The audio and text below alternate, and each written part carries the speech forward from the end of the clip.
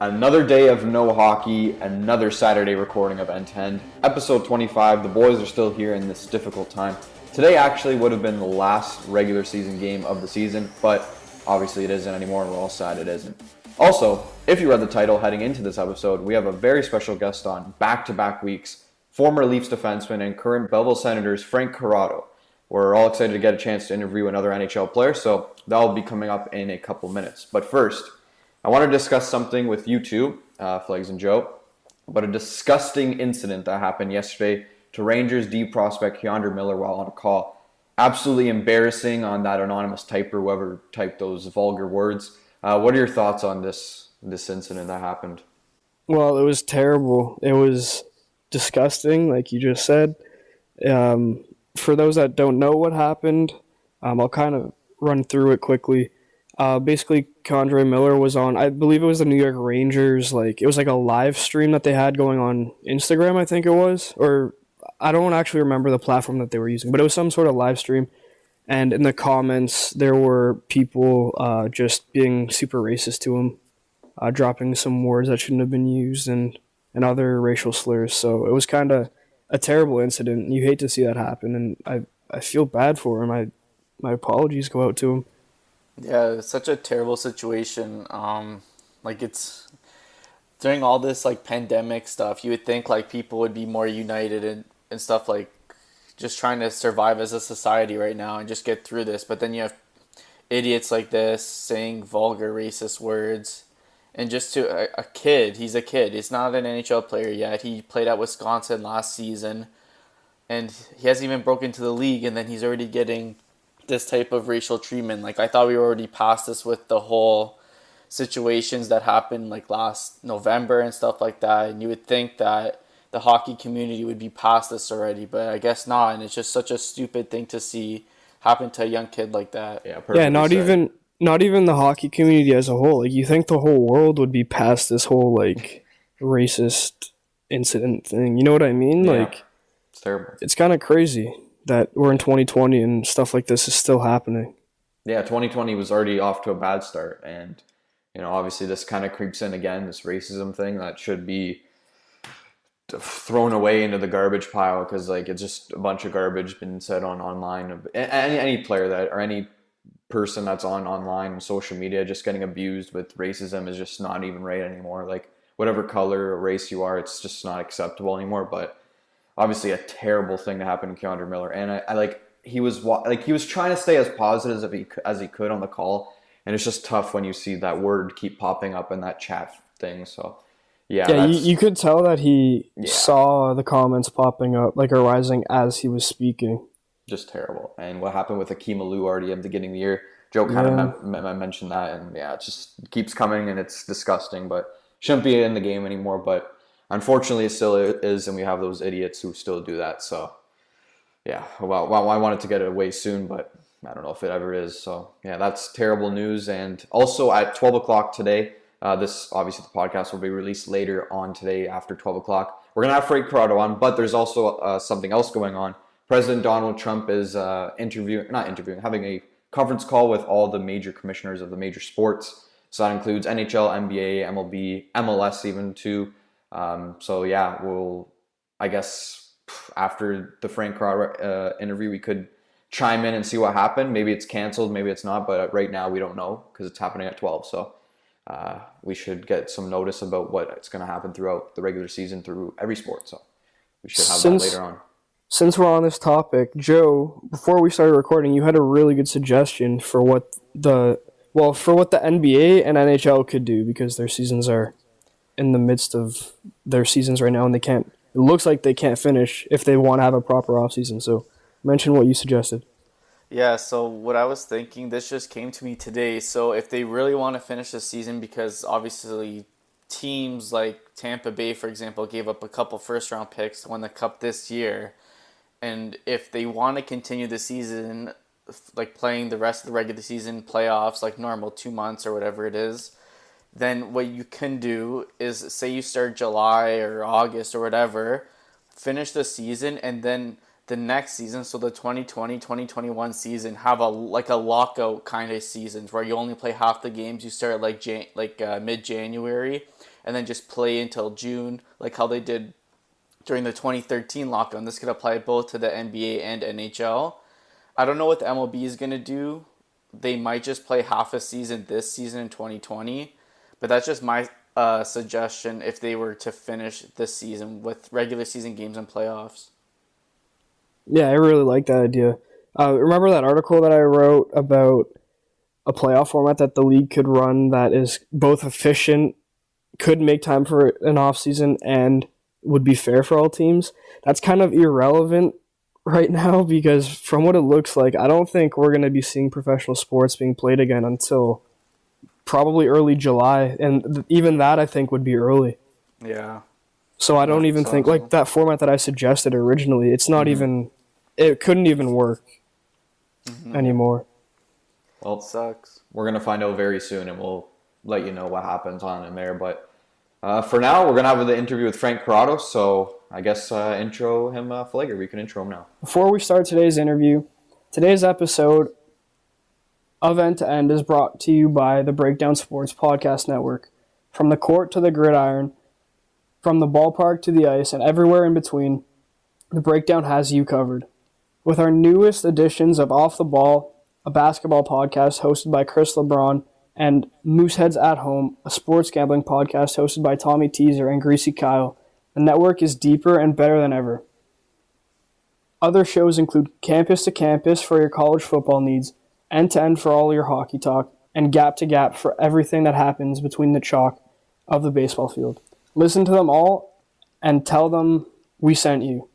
Available on all major platforms. Like, review, and subscribe today. And be sure to follow us at _breakdown. That's spelled at _BRKDWN for all your podcast wants and needs today. Today on End to End, we have another special guest. He spent almost his entire junior career playing for the Sudbury Wolves of the Ontario Hockey League. After getting drafted in the 5th round of the 2011 NHL entry draft by the Vancouver Canucks, he made his professional hockey debut with the Chicago Wolves of the American Hockey League at the end of the 2011-2012 season. The following season, in his last junior hockey year, he captained the Sudbury Wolves for the majority of the 2012-2013 season before getting traded to the Kitchener Rangers. After junior hockey, he went on to play for many National Hockey League and American League hockey associations, including the Vancouver Canucks and Utica Comets, Toronto Maple Leafs and Toronto Marlies, and the Pittsburgh Penguins and Wilkes-Barre/Scranton Penguins. He is currently with the Belleville Senators of the American Hockey League. He grew up in the Woodbridge-Vaughan area, which is probably the most Italian suburb of the Greater Toronto Area that I have ever been to, and his name definitely reflects that. Ladies and gentlemen, End to End would like to welcome special guest, Mr. Frankie Corrado. First off, Frank, before we kick things off, happy birthday. I know it was just over a week ago now, and thanks so much for coming on. Yeah, no problem. It's nice to be on with you guys, and it was a great way to spend my birthday indoors and with no one around. Are you back home for this little break? Yeah. Yeah. All So once things got closed down, we kind of got word that we could go home, and so I came home to be with my fiance in Toronto. It's better than staying by yourself, in times like this. Right. Yeah, for sure. Well, I hope you enjoyed your lonely birthday, but it kind of sucks that happened this last week. So, first off, also I want to say thanks for the follow on Instagram. Really appreciate that one, Frankie. Yeah, no problem. So we'll kick things off. So, obviously you're Italian, and me and Joe, one of the co-hosts here, is obviously Italian as well. And I've got to assume you have a massive Italian family, correct? Yeah, it's interesting. We have a lot of close family friends, and but both my parents are actually only children. So it made for a little bit of a different Italian background than most people. With a lot of people have dozens of cousins, and we're lucky to be surrounded by a lot of people we consider family, but they're really close friends. Okay, I have to ask this one question for sure because it's something I've been pondering as we've been home for a few weeks now. What's your favorite Italian dish or dessert? So my favorite Italian dish, I would probably say, is, gotta be pasta or pizza related, but I would probably go with like penne alla vodka. Okay. I mean, that Nice. usually hits the spot for me. Have you been eating a lot of your favorite dishes during the quarantine break though?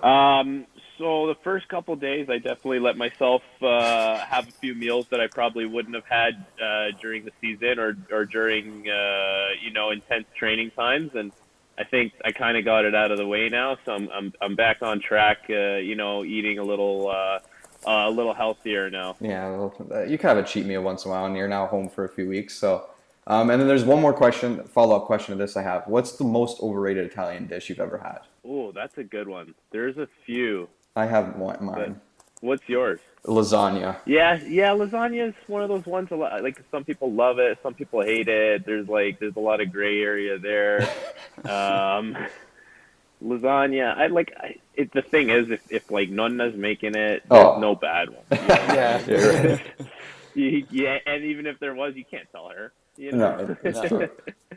I don't know. Let me think about that. Maybe I'll have an answer for you later in the podcast. Okay, yeah. We'll wait on that one. We'll start with some pre-NHL questions here. So we'll get right into your junior career. The 2012-13 season was extremely busy for you. First, you captained the Sudbury Wolves, got traded to Kitchener, were called up to the Chicago Wolves, and then called upon to the Vancouver Canucks and played 3 games for them. That was obviously a very busy season for you. Did you find it difficult to adapt to each league you went into?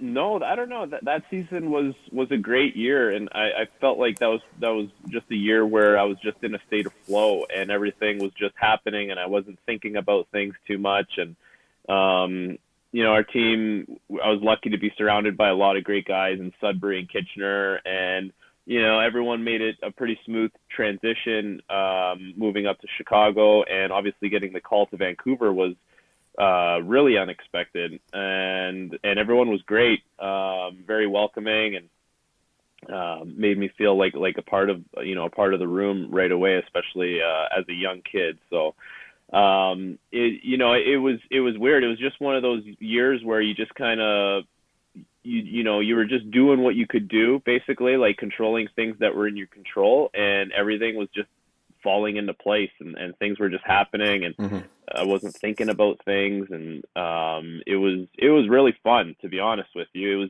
It was almost like a ride, like you just sit back and enjoy, and that's kind of how I felt about that season. What was that first training camp experience like with the Vancouver Canucks? I heard your bench press went very well. Yeah, that was not good. Yeah.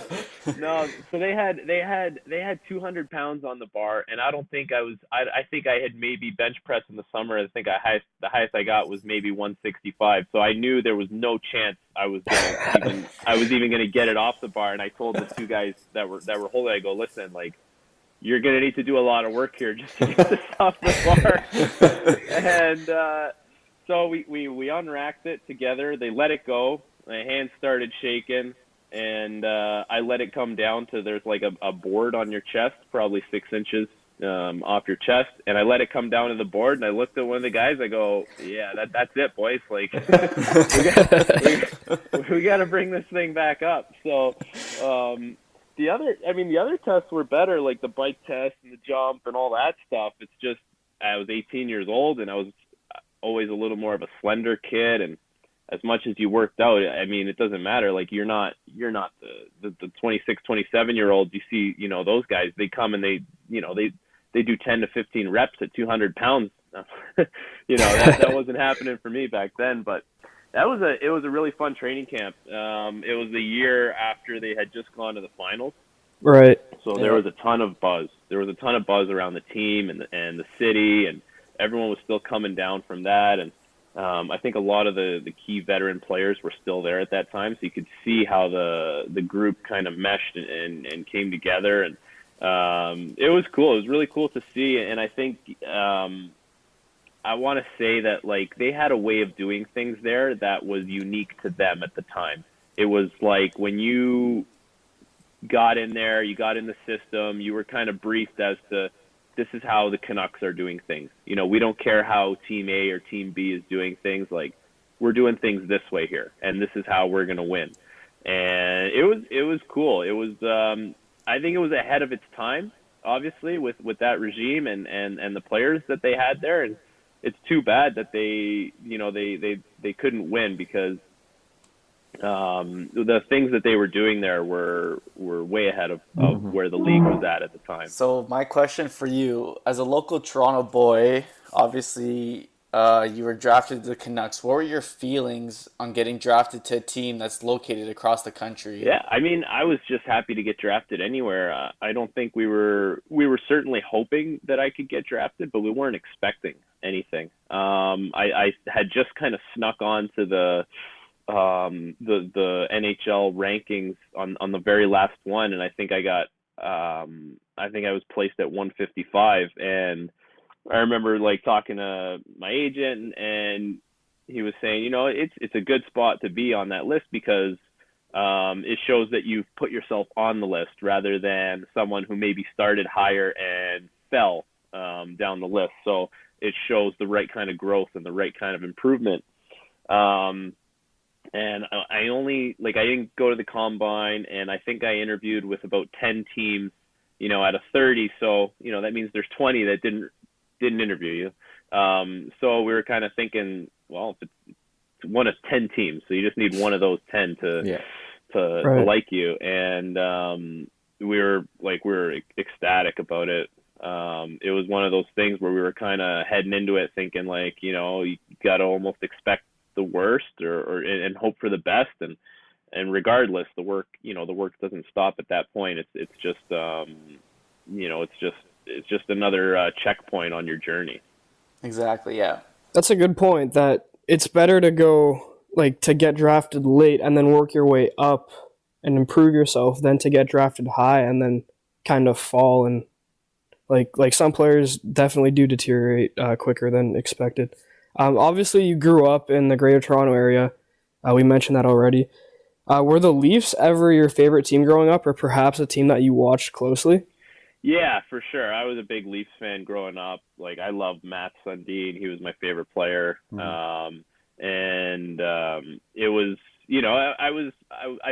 I was a huge fan. I was going to school every day, playing street hockey with the guys, and you always, you're always talking about the Leafs at school, and then talking about the Leafs with, your hockey team or your mates at school. So it was, and in the early 2000s, they had a lot of really good teams, kind of when I was first getting into hockey. And so that was cool to see. And there was a lot of buzz around that when they were winning, playoff series back then.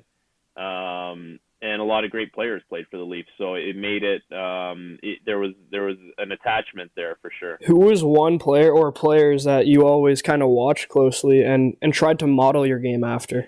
I wouldn't say there was one specifically that I tried to model myself after. I knew, playing minor hockey, that there was probably, with the way that the game was going, there was going to be more of a demand for players who could move the puck and skate well. And I think my dad really kind of nailed home to me that we should always put an emphasis and a focus on skating. And so whenever we did extra work, it was always on skating. And there was other times where, there's other time where you can work on your hands and that kind of skill work. But the skating was paramount. It was first and foremost, and that's where we kind of put most of our effort. Yeah, now kind of shifting things to the pro hockey level. It took you a while to get the first NHL tally, but eventually you got it against the Calgary Flames, and I believe the last game of the 13-14 season. How big was that moment for you when you finally got that big monkey off your back? Yeah, it was good, and obviously I was called up a bunch that year and got to play in 15 games that year, and it was a bit of an off year for the team. Obviously, they missed the playoffs, and I mean, it was weird because I was getting chances. I hit a crossbar, and I was getting, as I played more games, I was getting more ice time, and it was frustrating to not have any point production, especially the assists. Like I couldn't wrap my head around why I wasn't getting any assists. And as much as you're a defenseman, you still want to contribute, and the points, they still make you feel good at the end of the day. And to finally get that goal in the last game was a nice feeling. And I remember having some family, like my dad was there in the stands, and that was really cool for him to see that. And yeah, it was a big relief to finally get it. Now, Frank, you kind of had a rough time a few seasons ago. You tore your ACL in January of 2018, I believe it was, and it took you, was it 9 months to recover and get clearance to play again? Yeah, an ACL. I mean, when you have that, they'll tell you 6 to 9 months, but any doctor is gonna highly recommend you to not come back at 6 months. And anyone who has your best interests in mind is gonna tell you, 9 months, maybe 8.5, 8, but 9 months is usually the standard for that. What kind of things were you doing on and off the ice to kind of like recover from that injury of that degree? That's a very serious injury.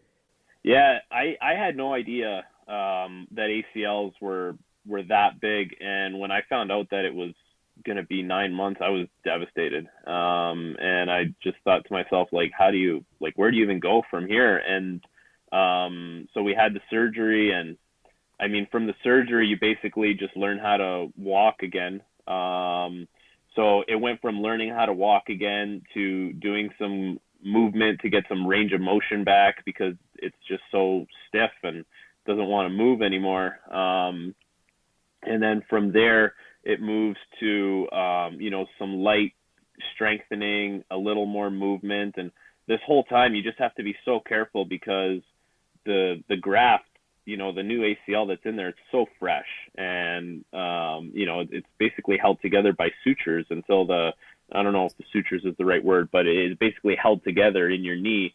And until the collagen kind of builds up around it, you have to be super careful with it.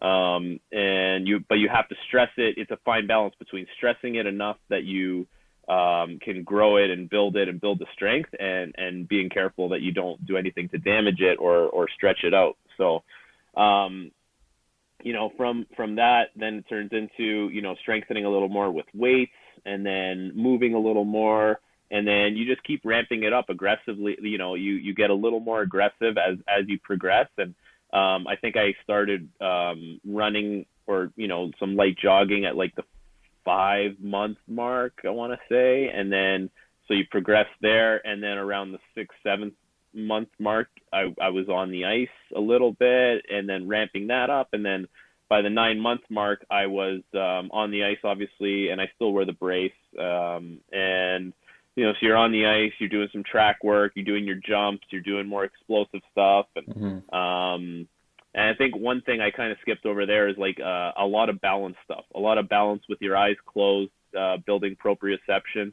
That was a big one, because obviously your brain has to send signals to that knee, and it's a little delayed compared to your other side, because it's a new, it's almost like it's a new body part in you. So the signals have to keep going from the brain to the knee. So it was long, and it was intense, and it took a lot out of me, for sure. Now, when you eventually got back on the ice, I think, wasn't your agent actually doing on ice drills with you as you were trying to rehab and recover from that injury? So I was skating at a rink near his house, and my agent's great, Joe Resnick. I've been with him since I was 15 years old. And he just checks in every once in a while. He checked in to see what I was, how I was doing, where I was skating, all that stuff. And I told him I was on the ice where I was, and he showed up. He got in touch with my skating coach, and he showed up one morning and said, "Hey, I'm coming for a skate with you." And so I thought that was pretty funny, and I just thought that was a great gesture. Like, just to come out and hang out and see how I was doing. And obviously, when you go through an injury, you can feel very alone, because you're not with teammates or anyone else. And I wasn't under contract with anyone. So it's not like I could, be with teammates or anything like that. So it meant a lot. And it showed how much he cares about me and how much he cares about all his players if he's willing to do that, just to come out and hang out and see how you're doing. Yeah, that's sure, really special. You don't really see that very often, if at all, to be honest. That's No. really neat. No, it's going above the Call of Duty for me, in my opinion. Yeah, and then just kind of talking things about the mental side. How did you think you did throughout that process of that 9 months? That's got to be tough, right? Yeah, it is tough, and there's some good days and there's some bad days, and you just want to feel like you have a purpose still, and you want to feel like you're fulfilling something. And there's some days where you don't feel that because you're not, you can kind of get caught up in where other people are and what other people are doing, and you have to remind yourself, well, this is your situation and you can only control so much. And I got into I got into reading a little bit, and meditation was something that was I still do it, and that with the Headspace app, just 10 minutes a day, and I find that's helped me a lot. And even just talking to someone every once in a while, like I think everyone can benefit from some sort of professional help. And so there was some tough days for sure. I'm not going to lie, but and especially thinking about where the hardest thing for me is when I first started professionally, you kind of see where your career can go, and then to see it get derailed so many times with things that are out of your control, it hurts. It's tough. So, but you just have to do your best to focus on the things you can control, and that's what I still try to do to this day. Yeah, it's something unimaginable for the three of us here. I can't imagine 9 months of just thinking about what's going on. And yeah, you got through it, but there's a subject I kind of want to get to that maybe you don't like to discuss anymore.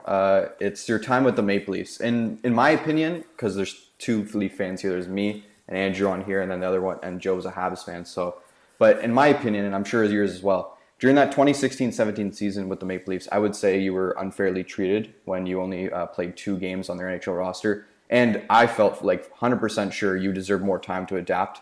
But the bench boss at the time didn't agree. And I just wanted to know if that stuck with you for a while. And also, would you say it increased your motivation to work even harder at that point and in the future? Yeah, it was tough because I thought the 15-16 season, and I thought I showed some good flashes, and I thought I had some inconsistencies. And I think a lot of players or defensemen especially need some time to learn the league and learn the ins and outs and learn what it takes to play 4 games a week every other night, or play back-to-backs with travel. And at the age of 22, 23, you're not in your prime yet. You need to learn the league, and you hear so many commentators or analysts or people in hockey, you hear them say that all the time on the broadcast.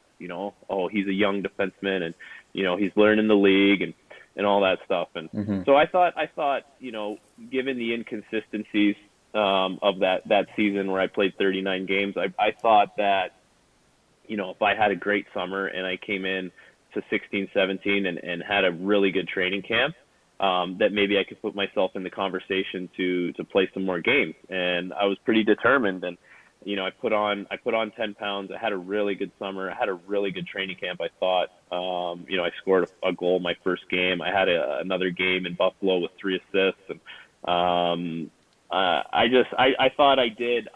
When I talk about things you can control, I thought I did everything I could that was in my control.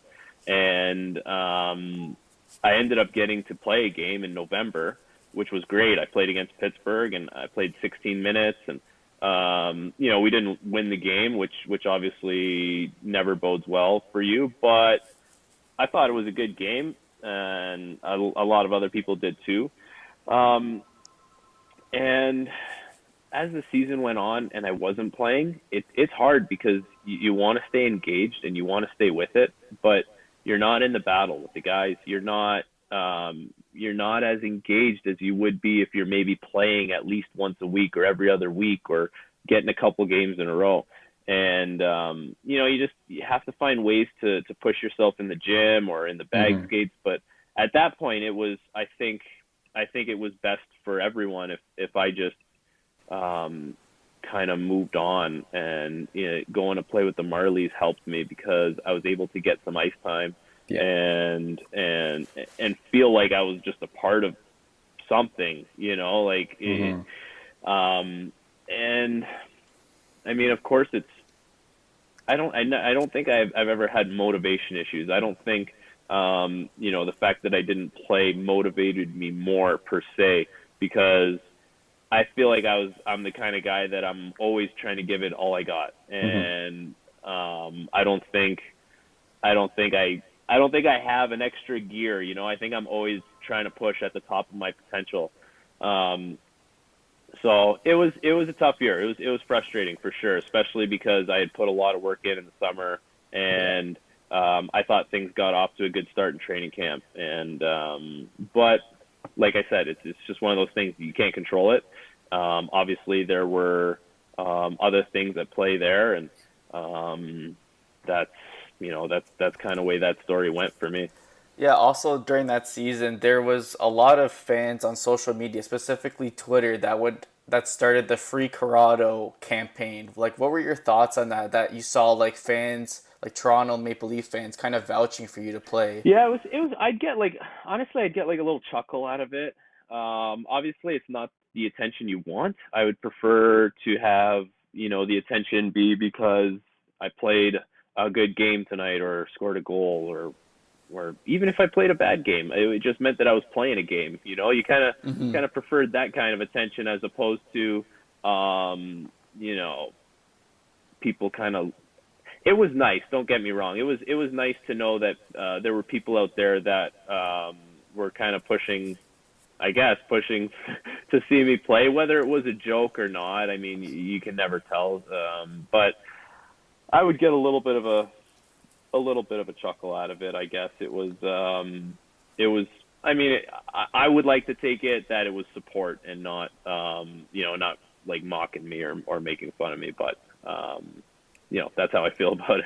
I felt like you deserved to play many more games than just 2 games. He did it with Hall. I know we're talking about Mike Babcock, but it's like he did it with Hall last year, and I was just like, man, like these defensemen deserve a lot more time than they should have. But for me, I felt like you deserve more time. I got to back out my Italian players, So yeah, well, actually, I think like I played with Justin with the Marlies too, and I thought he did a great job handling it. And I think you're seeing that, given the opportunity, coming back for that second season, and then given the opportunity, he made the most of it, and I'm happy he did that, because it shows that maybe the 11 games in a season is obviously not enough, and when you have a good summer and you come back and you have something to prove, he obviously made the best of that, and he's worked his way up. He's worked his way up the ranks, and he deserves to be where he is right now. Back to that Free Corrado thing that Joe was talking about, or asking you about. It's kind of interesting that it's not too often that you see the Toronto Maple Leafs fan base kind of being on a player, being on the player side of things, because usually the Toronto fan base is very critical. But I kind of found that whole situation kind of interesting. Yeah. I think growing up in Toronto, I see what you're saying about there can be times where fans kind of get on players or can speak, kind of negatively about players, and I don't know, maybe some people just I couldn't explain why. I wouldn't know the answer as to why people maybe felt some kind of attachment, but it's nice. It's a nice feeling. I got to say, it's nice to know that there were people that thought I could or should be playing, and who knows the real answer, because we obviously never got to see it. But it's nice. It's flattering. And also during the 16-17 season, you were part of the Penguins organization and played 2 games for them during that season. Although you weren't on the playoff roster when they won the Cup in 17, did you receive a ring? No, so I got hurt in the first game of the playoffs with Wilkes-Barre. So I was dealing with an injury, and I was in Pittsburgh dealing with it. So no, I didn't receive a ring. But we were, like the Black Aces, we were all there, and I was kind of healing up or doing some rehab on an injury during that time. So we were all around for that, and it was really cool to see. There was what a great team that was, and what a run they had, and there was a lot of buzz in that city about that team, and it was cool. It was cool to see. For sure. And yeah, I guess we'll shift things. That's pretty much it from the pro hockey level we have. We'll shift kind of things to the off-ice questions. And, you played with a lot of teams. You had a lot of teammates. Who was the funniest teammate you ever had? And can you share a story if it is PG? I've had a few funny teammates. I'm playing with a guy this year who makes me laugh every day. Drake Batherson. Oh yeah. He's a Maritimer, and he's just his sense of humor and the way he talks. There's nothing specifically. It's just the way he kind of comes into the rink every morning and starts talking to the guys and kind of the stuff he says in the breakfast room or whatever. But he gets a rise out of me every day. He's pretty funny. People from out east they're a character. I find them pretty funny as well. That's funny. It's just a different way of life, and it's a funny sense of humor. And it gets me every day. I laugh. Do you have any stories that you could share about them that specifically stick out to you? I mean, the one that sticks out to me is the I don't know if I should be telling this, but I'll just I guess was on Elite Prospects or Hockey DB and saw a player, Bobby Schmatz, and he loved the Hockey DB, like the page, I guess. Like he thought it was, I don't know if he thought it was funny or what, but he ended up saying, like, boys, you got to call me Schmatzy now. Like, I want to be Schmatzy. so now he's Schmatzy, and I didn't know. Like, I got there and I was calling him, Drake or Bather, and everyone's calling him Schmatzy, and I was like, why is this guy's nickname Schmatzy? And one of the guys told me this, and I started laughing. I couldn't believe it. So boys, I'm Schmatzy. So, anyways, it was pretty funny. I googled his hockey DB right now, Bobby Schmatz. I can see why he got a kick out of it. What's the funniest, like, out of all your years playing, what's the funniest story that sticks out with you from, like, any level? I got one story, and I have never told it before, and I won't use names, but that's perfect for us. Yeah. This is a fantastic story. All right. And actually, I was talking to my dad the other day, and he goes, hey, do you remember when? And then he told me about it, and I was like, I completely forgot about it. It was amazing. So we were on the father's trip with the Canucks, the Vancouver Canucks, and I wasn't playing. I was hurt. There was another player. He wasn't hurt. He wasn't playing. He was hurt as well. And we were in the box where all the fathers were and stuff. And so my dad and his dad were kind of sitting on the couches because, me and the other guy weren't playing. So they kind of let all the other dads have the seats, watching the ice, right? And the food was stationed right under the television where they were watching the game. Mm-hmm. And there was a guy getting food, kind of standing in front of the TV, kind of blocking the view of the TV, right? And the other father, he looked at the guy and he kind of said to him, like, he looked at my dad first and he goes, "You believe this? Like, you believe this guy? Like, he's blocking the TV, right?" And my dad, kind of didn't say anything, right? And I'll tell you why in a sec. My dad didn't say anything, right? And so the father looks at the guy and he goes, "Excuse me, can you get out of the way? We're trying to watch the game." And the guy who was standing there, blocking the TV, grabbing the food, was the owner of the team. And he turns to my dad. My dad just, he's like buries his head. He can't believe it. The guy who's paying for this whole shindig is just trying to grab some food here. And he goes, "Guy, get out of the way." You know? That's priceless. We were just talking about it the other day, so it's fresh in my mind. So I think that's a pretty good one. So did your dad know that was the team owner before the other dad said something? Yeah, my dad knew it was, but like they're in close vicinity. Like my dad, it happened quick. He didn't even really have time to explain it to him. Like it went from like, "You believe this guy?" to like, "Hey, buddy, you mind getting out of the way?" The owner of the team. Yeah, that's pretty. That's funny. A good story. I like that. Yeah. Josh Levo was a player that you spent a lot of your hockey career with.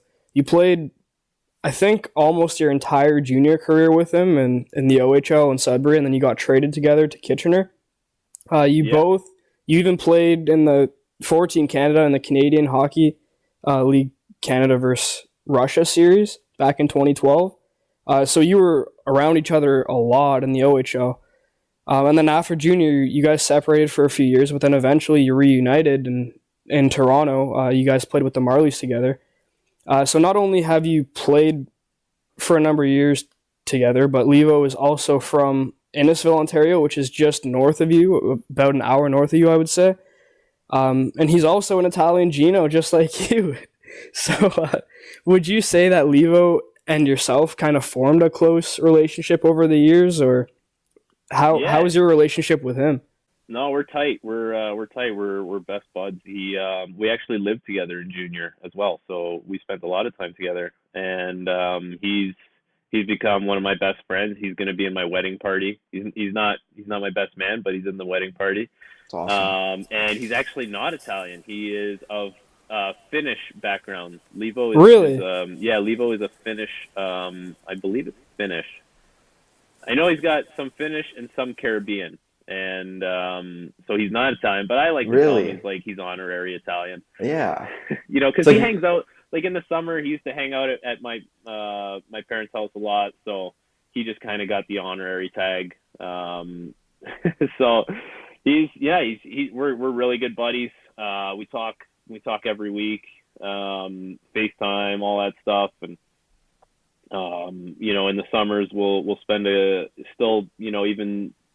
life kind of gets busier, but we still find time to spend some time together in the summer, whether it's golf or barbecue or even just hanging out, grabbing a bite to eat. So he's I would say Josh is probably, you know, out of all the guys I've played with in my career, he's probably the person that I've spent the most time with, and he's probably the person that I have the strongest relationship with, friendship wise. So definitely someone who's you know, he's a good buddy, and he's I would say he's an important person in my life.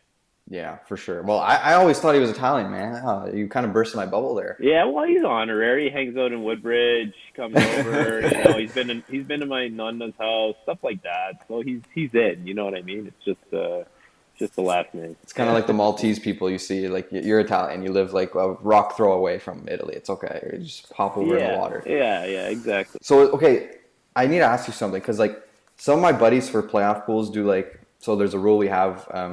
And we always pick like one Italian guy who's in the playoffs. Is there any other Italian people that I don't know that like have no Italian last name, but they are Italian that you know of? Like yeah, there probably is. I just can't think of it off the top of my head, but I think there is. There's more guys. There's a few more than you think who I think they're on their mom's side. They're probably Italian, but the last name doesn't reflect that. I would say. There's probably a couple more than you would think. Because there's like the Petrangelos, the Giordano's, Luongo, you know, those are obviously Italian. But yeah, I was just, because for the playoff pool, we always do one Italian. That's a rule. Yeah, that's a good rule. I like that. Okay, so now going to some business talk with you. So you obviously are the chief operating officer of the Eastside Elite Hockey League, and the league was established in 2008.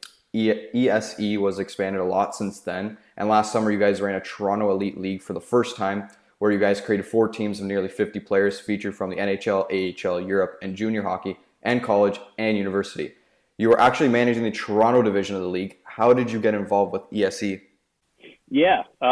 So Steve Alexi and I played together last year on the Marlies, and I was hurt, and Steve was also hurt, and we weren't playing. So we were spending some time together, watching the games or at the rink, doing rehab and stuff like that. And kind of got to talking about it, and he asked if, he's been trying to come up to Toronto for a few years now, but he hasn't found the right fit of who could do it or who would want to do it.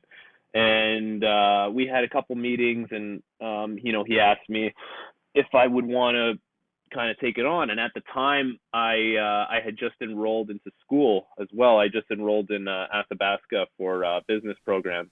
So I thought to myself, it's a business opportunity where I don't need to invest anything other than time and effort. So since I'm kind of doing this in school, I might as well get a little free experience here and help with the expansion to Toronto. So basically, what I did was kind of went through my contact list, Instagram and Twitter, and just all the guys that I knew, and kind of told them that, hey, we're going to start up this. Steve's been doing it in Michigan. We're going to start doing it in Toronto now, and if there's any interest in playing, and to spread the word. And we got, I would say, about 40 guys to maybe 50 who played, and it was there was some bumps in the road, but I think most of the guys got the sense of what we were trying to accomplish with it, and I think they all enjoyed it. And it was fun to see all the guys come together who have maybe played together in the past or knew each other from one way or another in the past, and come back and kind of rekindle old friendships or old conversations, tell some stories in the room. And so it was, and obviously this summer there's a lot of uncertainty as to if we're going to be able to do something like that with what's going on right now. But it was, it seems like we're generating a little more interest from guys who want to play.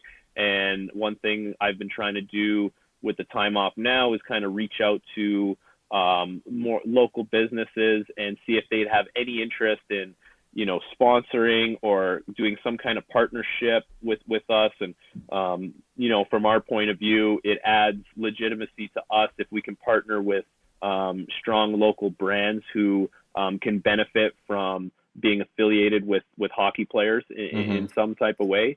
And so, and the more sponsors we can bring in, the more we can provide for our players as far as amenities. And so it's done a great job in Michigan, and Steve's done a great job of building it. He's kind of handed me the keys to Toronto, and obviously we work together on it, but I figure if I was gonna, take some school courses in the business category, and someone offered me kind of the keys to a business where all you have to do is invest some time and effort, then it was something that I was interested in, and something that would be a good idea to try and sink my teeth into, especially when you have some downtime during the season, or in the summer. That's great that you took advantage of that opportunity. Stephen Alexi, he originally started the ESE, and I'm pretty sure he was one of the key assets that the Leafs traded you for from the Pittsburgh Penguins a few years ago, wasn't he? So that's kind of ironic. That's kind of funny. Yeah, it is pretty funny, and it's funny because we actually met when we got traded. I was on my way out. I had went to go pick up my gear at the arena, and he was coming in because he had to get there really quick because they had a game, a school day game, an 11 a.m. game that day. So I had to go to the rink early. He had to come to the rink early, and we met for a few seconds there. And then he got traded to us from San Diego to the Marlies last season, and we met again. So it was, it kind of took off from there, and then now we're kind of in touch every day, every few days to talk about the league, and obviously there's a little uncertainty now, but see how we can build it. I think it's a really great idea, by the way, that you guys are expanding into Toronto now. There's not really any big summer pro leagues that I've ever heard of in the GTA and Southern Ontario, so to speak. But there's definitely a lot of great hockey players from the area, and a lot of hockey players spend their summers here. How did that Toronto Elite League trial run go? And do you think like you guys is this like a certain thing that you guys are going to go through and continue in the future? I think it's something we're going to keep trying to build. I think the trial went pretty good. There's a few obstacles that we found. Like the one was location is tough because it's such a spread out city. You have people north of the city, east, west, downtown. There's just, so to find a central location that fit everyone's needs was difficult because, so we did it in Etobicoke, and it was tough to get some of the guys that were living in the Pickering, Whitby area or the Burlington area. So that was tough. But then if you go too far east or too far west, then you lose maybe some of the central guys. So we really just tried to pick a central location. And then another thing was the time of day where we're going to play. And a lot of guys like the earlier afternoon time slot. And obviously that means that rinks are less busy, a little quieter. Guys can kind of come and go as they please, and they're not getting, hounded in and out of the arena. And that's fine for us because we're not really – it's for the players. You know what I mean? It's not for me or Steve. It's for us to provide a safe, fun environment for guys to keep sharp, play some kind of loose hockey that – isn't as structured and isn't as regimented as you would play during the season. And, during a season, there's so many things that are out of your control. What systems you play, how your ice time is, who you play with. There's so many things. The list goes on. But with this, you can tell us who you want to play with, who you want to be on your team. And Steve and I are easy. Like if guys come to us and say, hey, like, 3:00, it doesn't work for us. Can we try like a noon game or a 1:00 game? Like, hey, we're going to do it for you because it's for you guys. It's for us. It's for, we want to have our own kind of sense of hockey community with it. So, obviously like my challenges were location and even just kind of recruiting and getting the word out to guys that like, hey, like this is something that, it's going to be fun. It's going to be enjoyable. You get to play with your buddies. And so that's just kind of what we have to do now is just kind of keep getting the word out. And the more guys that play, and word of mouth is so important. If one guy tells another guy and more guys hear about it, that, it's enjoyable. You have a lot of control over the things involved. And so that's what we want. We just want guys to enjoy it. I think that's our goal. And we want to be a safe and fun place for guys to, to have some fun playing hockey, because sometimes during a season, there's some days where, it turns into a grind and it gets hard on you. And this is a good way to kind of remind everyone that there's still the fun kind of way, you grew up playing hockey with your buddies and, where things are a little more loose. Yeah, that's great. I know you mentioned that this is a league kind of for the players, but you guys you've raised money for charities as well. I know that through your All-Star game, I believe you have like fans come out obviously and buying tickets and whatnot. And I'm pretty sure you guys donate majority of that money to a charity of your choice. And I think you guys also run golf tournaments as well. Is that correct? Yeah. So Steve has obviously done a good job building it in Michigan. And it's not something he did right away, but eventually he got to the point where, so he did the games, obviously closed doors. So no selling tickets to fans. This is for you guys. Go play, have fun. We'll get the sponsored jerseys. We'll get some partnerships for the players.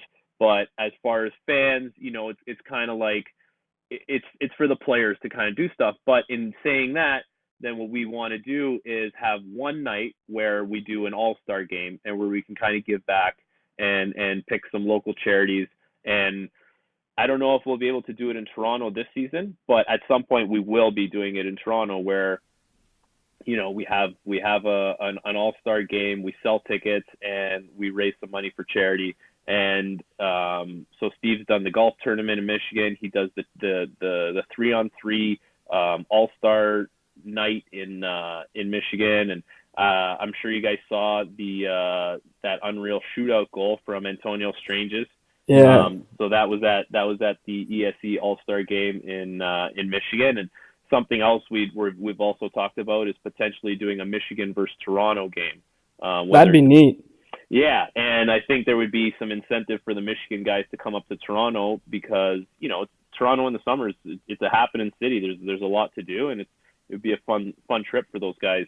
So there's a lot of potential. There's a lot of potential with it, and we want to use it as a platform to do some good as well.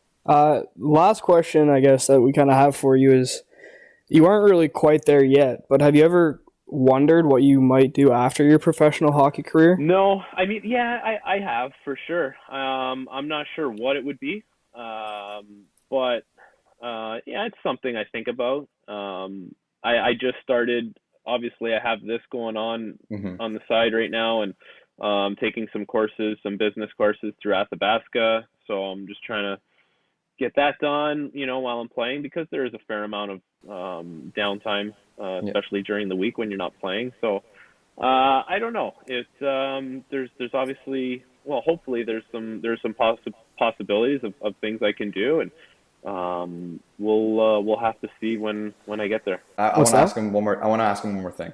Go for it. Okay, so you were on Overdrive a couple weeks ago, right? Yeah. Are you a big fan of the show? Yeah, I got to admit, like I listen to Overdrive at least a few days a week.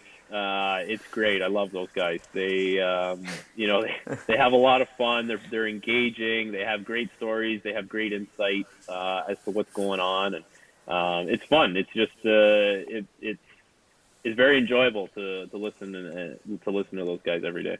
Yeah, we always plug them on our podcast, and everyone in our friend group talks about them, but when I say Pierre LeBrun's chair, do you know what I mean? Pierre LeBrun's chair? Yeah. No, I don't. Oh, you don't? Okay. Well, there was an incident that happened on Overdrive where apparently he, you know, crapped his undies on the show, and yeah, that's been a meme ever since.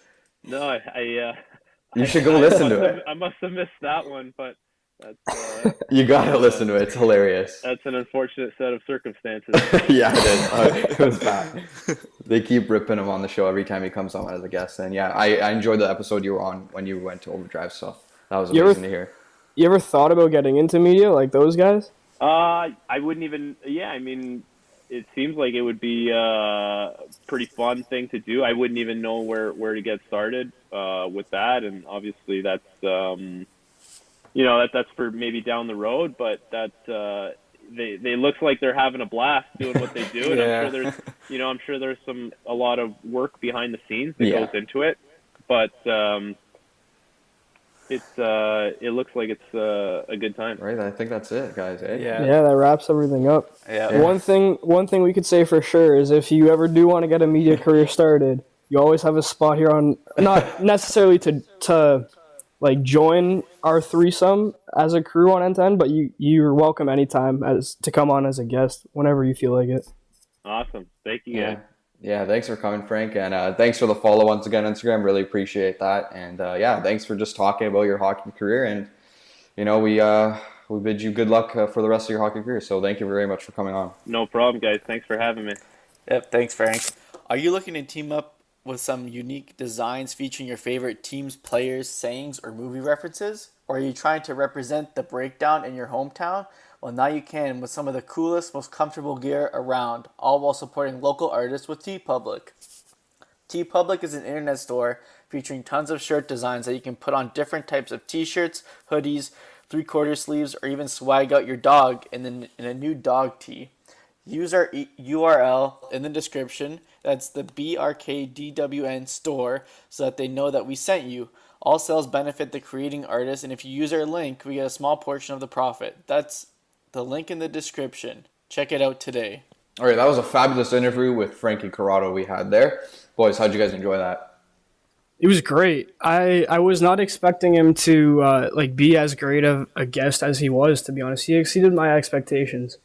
Yeah, he was a great guest. Same with Mike Weaver. Like last week, we got 2 great guests back-to-back weeks for the end-to-end podcast. So he was a great interview, Frankie Corrado. We thank him again for coming on with us. It was a great interview. I really hope that we could work wonders for the ESE, help out that league a little bit. Yeah, with our little tidbit there, we're gonna send them.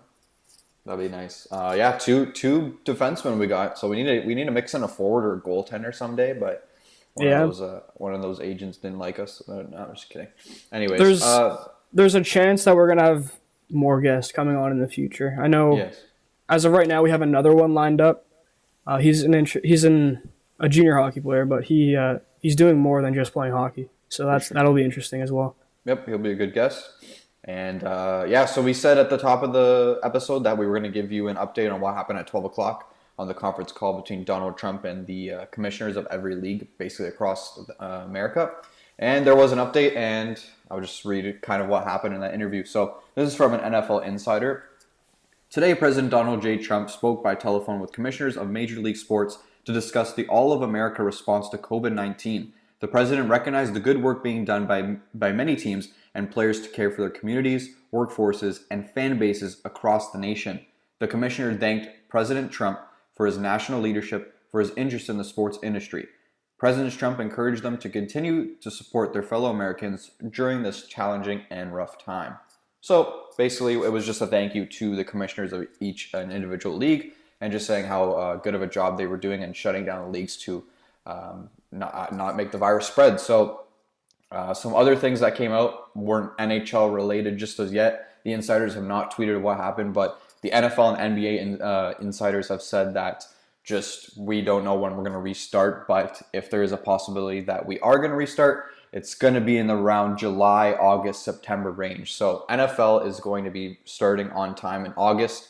NBA is looking for a summer startup. We don't know not yet about hockey, which is what we're here to do. We're here to talk about hockey on N10. So we don't know the update yet, but I'm sure it's going to be similar to the NBA. So yeah, we're dying for sports to come back, aren't we, guys? For sure. Yep. From what it sounds like, it should come back at some point. We don't know when yet, but who knows what'll happen. The future could tell. Mm-hmm. No idea. And to also quickly mention that the OHL draft is actually today, and we didn't really talk about that at the top of the hour, but yeah, so young kids are going into the OHL. It's crazy to think that we're so much older than the people that are getting drafted into the O now, and it's just crazy to see them wearing an OHL jersey next year at the size and age they are. It's actually like scary how old we're getting.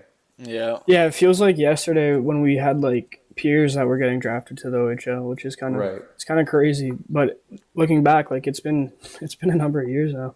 Yep. Feel old, man. Just to kind of just the top 3 picks here: Ty Nelson going to the North Bay Battalion, Panofemis going to the Niagara Ice Dogs, and to Sarnia is Max Domestikov. So those are the top 3 picks in the OHL draft this year. There are many more names and many more faces that have been drafted so far, but we can't name them all. We'd just be here for another hour. So didn't one of those guys get early exception status to get drafted to the OHL? Not really. Just the first overall pick always gets drafted or announced a day before, just so he can kind of tour the facility and whatnot. But no, but I'm saying early. You know how John Tavares, when we got drafted to the OHL, he got no one got yet. I thought one of them that was for the WHL. Oh, okay. I forgot his name. What was his name? I'm mistaken then. I don't remember, but I know that he's gonna be the next best thing. Yeah. So. Yeah, that guy's going to the WHL, but this was the OHL draft, and yeah, it's still going on right now, so it's a pretty long draft, 15 rounds. So yeah, that's pretty much it on N10 today. Any more thoughts you got to add? Not really, no. Just check out our website. There's been, I know it's slow right now, there's no sports going on, but we've still been pumping out a lot of content. There was a really funny article. I saw that. I think it's going to be a series now. It's called the Hollywood Scouting Report, and basically one of our writers is going through a bunch of Hollywood movies, like famous sports movies, and he's giving an in-depth analysis of the style of play of the teams that are featured in the movies, which is, I find that hilarious. And he goes into some serious depth. It's pretty funny. I would definitely recommend reading it. Yep, and then me and Joe collaborated an article, picks 15-1 of the 2013 NHL redraft, so go check that out on the website and via Twitter. It's always going to be posted or retweeted or liked by me or Joe in the next few days. So that does it on Intend, and we will be returning Next Saturday. Join us. Woo!